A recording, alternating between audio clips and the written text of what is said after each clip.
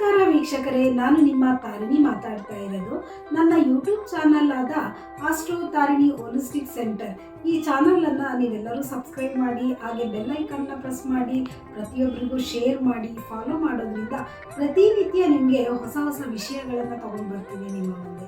ನೋಡಿ, ಸ್ವಿಚ್ ವರ್ಡ್ಗಳ ಬಗ್ಗೆ ನಾನು ಮಾತಾಡ್ತಾ ಇದ್ದೆ. ನನಗೆ ಮೊನ್ನೆ ಯಾರೋ ಕ್ಲೈಂಟು, ನಾನು ತುಂಬ ದಿನದಿಂದ ಚಾಂಟ್ ಮಾಡ್ತಾ ಇದ್ದೀನಿ, ಸ್ವಿಚ್ ವರ್ಡ್ ಅದರಿಂದ ವರ್ಕ್ ಆಗಿಲ್ಲ ಅಂತ ಹೇಳಿದ್ರು.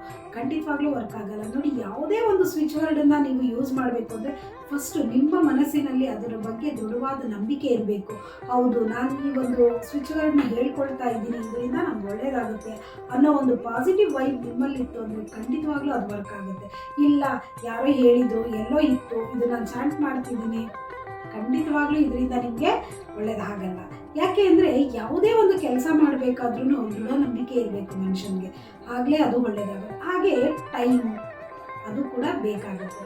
ನೋಡಿ, ಒಂದು ಸ್ವಿಚ್ ವರ್ಡ್, ಈಗ ಹಣಕಾಸಿನ ಬಗ್ಗೆ ಯಾವುದೋ ಒಂದು ಸ್ವಿಚ್ ವರ್ಡ್ನ ಹೇಳಿದೆ ಇದ್ದಾಗ ಶುಕ್ರವಾರದ ದಿನದಿಂದ ಶುರು ಮಾಡಿ. ಖಂಡಿತವಾಗ್ಲೂ ನಿಮಗೆ ಆ ಒಂದು ಶುಕ್ರವಾರದ ದಿನದಿಂದ ಶುರು ಮಾಡಿದ್ರೆ, ಅದರಲ್ಲೂ ರಾಹುಕಾಲದಲ್ಲಿ ಶುರು ಮಾಡಿ, ಖಂಡಿತವಾಗ್ಲೂ ತುಂಬ ಒಳ್ಳೆಯದಾಗುತ್ತೆ. ನಿಮಗೆ ಆ ಸ್ವಿಚ್ ವರ್ಡು ಆ್ಯಕ್ಟಿವ್ ಆಗುತ್ತೆ, ಬೇಗ ನಿಮಗೆ ಅದರಿಂದ ಒಳ್ಳೆಯ ಒಂದು ಲಾಭವು ಸಿಗುತ್ತೆ. ಅದು ಬಿಟ್ಟು ನೀವು ಯಾವತ್ತೋ ಹೀಗೆ ಮಾಡೋದ್ರಿಂದ ಖಂಡಿತವಾಗ್ಲೂ ಆಗಲ್ಲ.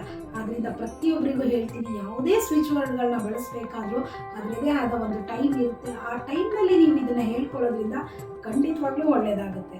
ಹಾಗಾಗಿ ನೀವೆಲ್ಲರೂ ಕೂಡ ಸ್ವಿಚ್ ವರ್ಡ್ಗಳನ್ನ ಬಳಸಬೇಕಾದ್ರೆ ಯಾವುದಕ್ಕೆ ಆ ಸ್ವಿಚ್ ವರ್ಡ್ನ ಬಳಸ್ತೀವಿ, ಆ ದಿನದ ಮತ್ತು ಆ ಗಳಿಗೆಯ ಒಂದು ಮಹತ್ವವನ್ನು ತಿಳ್ಕೊಂಡು ಶುರು ಮಾಡಿ. ಖಂಡಿತವಾಗ್ಲೂ ಒಳ್ಳೆಯದಾಗುತ್ತೆ. ಧನ್ಯವಾದಗಳು.